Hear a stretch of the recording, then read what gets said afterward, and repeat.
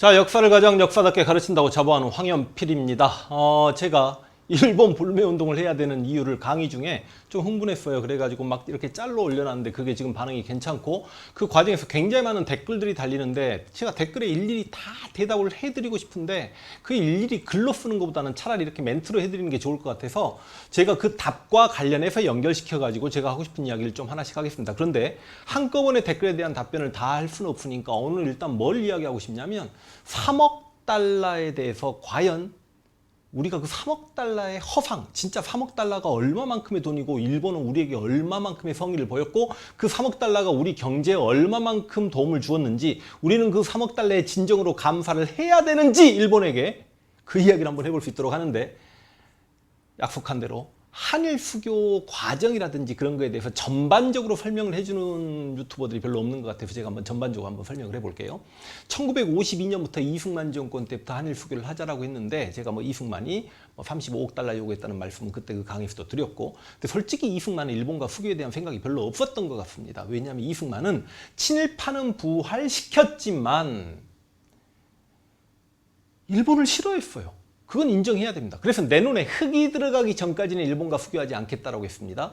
친일 지주 자본가 정당이었던 한민당이 민주당으로 변신해서 4.19 의거 이후에 권력을 잡고 이들은 진짜로 일본과 수교를 준비하고 있었습니다만 30억 달러를 굽히지 않았습니다. 그리고 5.16 군사 쿠데타 이후에 박정희가 등장했고, 박정희가 2년간 군정을 시행하면서 1962년에 중앙정보부장 김종필을 보내서 오히라 일본 외상가 만납니다. 이걸 김종필 오히라 비밀 회담이라고 하는데, 이걸 국민들에게 알리지 않고 몰래 회담을 한 거죠. 근데 훗날 이 둘 사이에 메모가 전부 다 이제 실체가 드러나게 되면서 이렇게 우리 같은 사람들이 알게 된 건데, 아마 이런 이야기 했겠죠. 이제 김종필이 가서 오히라에게, 야, 우리 수교 맺자. 그런데 우리 국민들이 일제강점기 35년 동안에 너무 치욕스러웠고 좀 수치스러운 부분도 있었고 너희가 우리에게 잘못했다라고 사과를 해줬으면 좋겠다. 그러니까 일본이 사과를 못 해주겠대요. 그래서 막 옥신각신하다가 김종필이, 야, 이 새끼야, 그러면 우리 너희랑 수교하는 과정에서 경제 발전 자금을 좀 얻어야 되겠다. 6억 달러만 무상으로 주면 우리가 빨리 수교를 할게라고 했더니 일본 측에서, 야, 6억 달러 너무 많은데 2억 달러만 줄게라고 이야기합니다. 옥신각신 하다가 여기서도 내가 막 살을 붙이고 싶은 이야기 있고 박정희와 기시요부스케 이야기도 있는데 그런까지 이야기하면 너무 길어지니까 그냥 3억 달러의 도장을 찍고 3억 달러로 하기로 하고, 대신 2억 달러는 정부 차관으로 주기로 합니다. 그리고 나중에 3억 달러를 또 민간 차관, 상업 차관으로 더 주기로 합니다. 다시 한번 이야기하지만 2억 정부 차관과 2억 달러 정부 차관과 3억 달러 민간 차관, 상업 차관은 이건 갚아야 되는 돈이죠.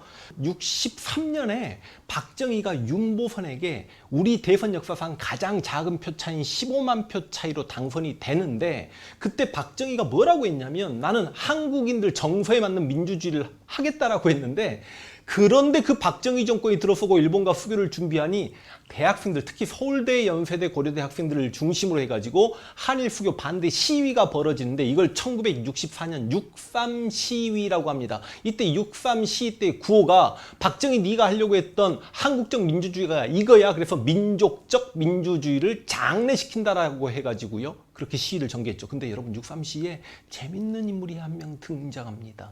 고려대학교 상대 학생회장이었던 이명박.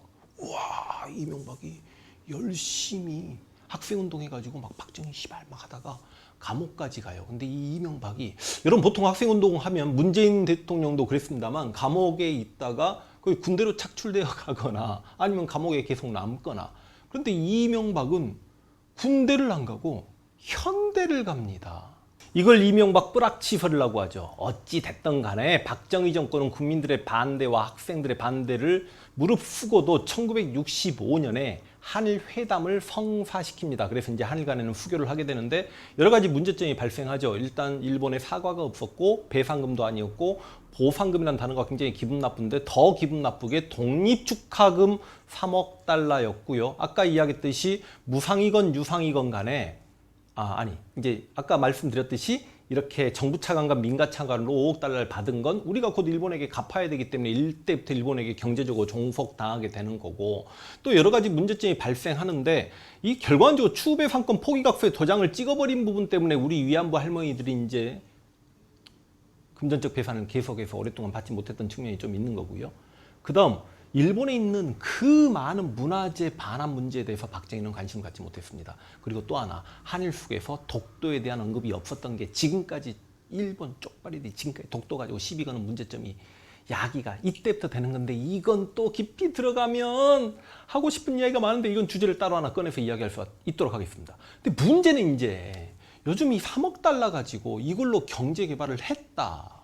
그리고 우리는 도움을 받았다. 일정 부분 동의합니다. 분명히 경부고속도로 만드는 데도 도움이 되었고 일정 부분 포항제철 만드는 데 도움이 됐습니다. 그런데 제가 지난번 그 학생들 앞에서 했던 영상에서는 이 65년부터 73년까지 베트남 파병해서 우리 기업과 우리 군인들이 가서 미국으로부터 벌어온 돈이 60억 달러 가까이 되니 과연 이 60억 달러가 우리 경제에 도움이 되었겠냐, 3억 달러가 경제에 도움이 되었겠냐, 이제 그 부분을 이야기하고 싶었던 거고, 이승만이나 장면 내각보다 적게 받았다는 이야기를 하고 싶은 건데, 여기서 조금 덧붙이자면 우리는 일제강점기 35년 동안 식민 통치를 받고 무상으로 3억 달러 받았는데 2차 세계대전 때 일본에게 3년 가까이 지배당했고 굉장히 많은 민간인이 학살당하기도 했습니다만 필리핀은 5억 달러 배상을 받았고요. 인도네시아가 3억 달러 조금 넘는 돈을 배상받았기 때문에 제 입장에서는 그 3억 달러가 양에 안 차는데, 보수 유튜버들이 좀 이렇게 잘못된 지식을 전달을 시켰어요. 뭐라고 이야기했냐면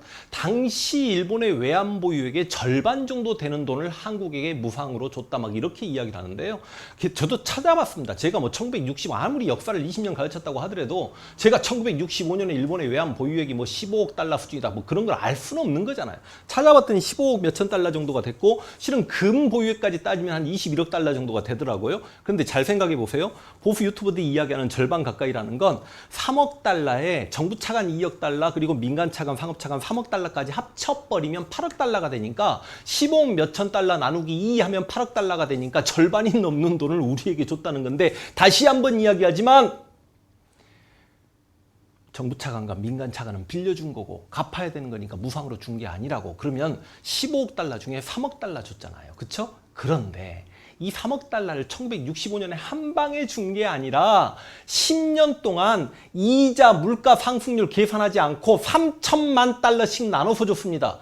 내가 1975년 이 무렵에 일본의 외환 보유액이 얼마인지는 알 턱이 없죠. 내가 그런 거 찾아봐야 됩니까? 그런데 그냥 65년 외환 보유액을 15억 달러라고 하더라도 3천만 불씩 우리에게 지급을 했다라고 하면 결과론적으로 1년 외환 보유액의 50분의 1을 10년에 걸쳐서 지급했다는 게 맞지, 무슨 전체 외환 보유액의 절반을 우리에게 지급한 것처럼 그렇게 말씀하시면 안 되고요. 또 하나, 이게 그래요. 직접 일본에게 그렇게 당했던 조상들의 이야기를 직접 들어보지 않는 우리가 이런 거죠.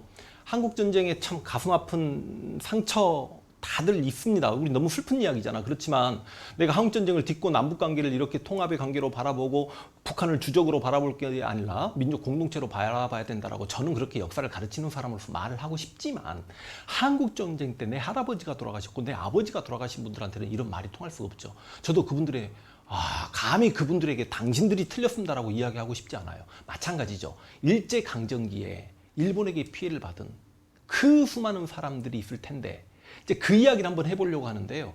제가 아무래도 역사를 가르쳤기 때문에 저는 제가 고려 말에 일본이 왜구로 우리에게 그렇게 많은 피해를 끼쳤고 임진왜란 때 우리 전체 조선 인구의 4분의 1을 죽였고 그 이야기는 하지 않겠습니다.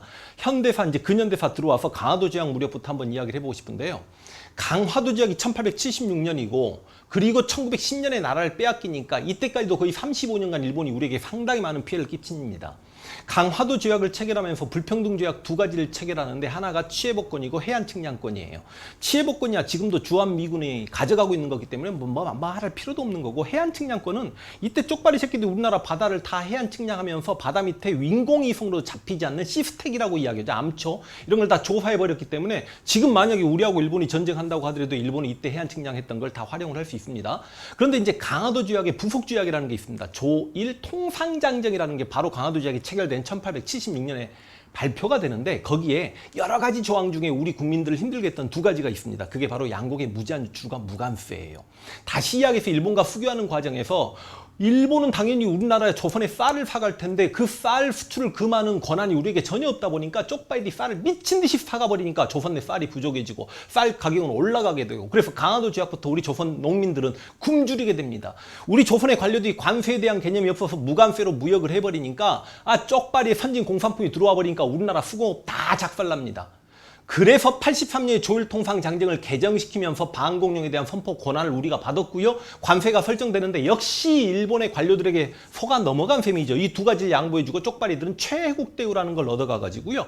최혜국 대우를 얻어가면 다른 나라 열강들이 조선에서 얻어가는 이권을 우리도 주세요라고 이야기할 수 있는 가장 은혜로운 나라로 대접해달라는 겁니다. 그때부터 일본은요, 모든 이권에 이제 다 관여할 수 있게 되는 거죠. 82년에 이모군란이 일어났을 때 재물포조약을 체결하고 어마어마한 배상금을 챙겨간 쪽발이 새끼들이 공사관에 경비병을 주둔시켰습니다. 기분 나쁘죠? 84년 갑신정변 때 일본군과 청나군대가 전쟁할 뻔했다가 이래 무야무야 넘어가는데 그 결과물로 텐진조약이라는 게 체결돼서 청나군대와 일본군이 공동 파병권을 얻게 되고, 정확히 10년 후에 동학농민운동 때 그 동학농민운동을 진압해달라는 민비의 요청을 받아서 청나군대가 넘어오게 되면서 텐진조약에 입각해서 일본군대까지 들어오게 됩니다.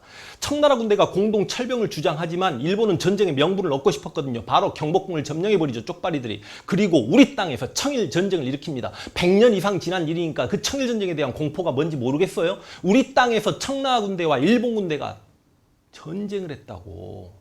우리 조상들 그 고통과 공포. 그리고 1년 후에 1895년에 을미사변, 우리 왕비를 죽입니다. 1904년에 널전쟁이 발발할 무렵에 대한제국은 대중립을 선포했으나 쪽발이들이 강제로 1904년 2월 달에 한일 의정서라는 걸 체결하고 군사적 요충지를 점령할 수 있다는 조항을 가져가면서 바로 1905년에 시마네온 고시로 우리 독도를 먼저 강탈하죠. 을사조약 체결하기 전에 1905년에 메가타라는 제1차 한일협약 당시 재정 고문이었던 새끼가 화폐정리 사업을 단행합니다. 그 화폐정리 사업으로 인해서 우리 자본가들 전부 몰락하고요. 은행들 다 도산했고요. 고철이 돼버린 백동화 가지고 상감 농어촌 가가지고 집문서, 땅문서, 배문서로 다 바꿔와서 우리 농민들 농약 먹고 자살하시고요. 이게 일본에게 나라 빼앗기기 전 이야기라고. 그리고 강제로 을사늑약 체결해서 우리 외교권을 빼앗아 갔고요. 외교권을 가지고 있다는 걸 전제로 간도는 청나라 땅이다라고 강제로 간도 협약을 체결해서 간도를 청나라에게 넘겨버렸고요. 안중근을 파형시켜버리고요. 무슨 권한으로? 안중근은 우리나라 정미의병장인데 내 적국의 적장을 죽였는데 외교권이 없었기 때문에.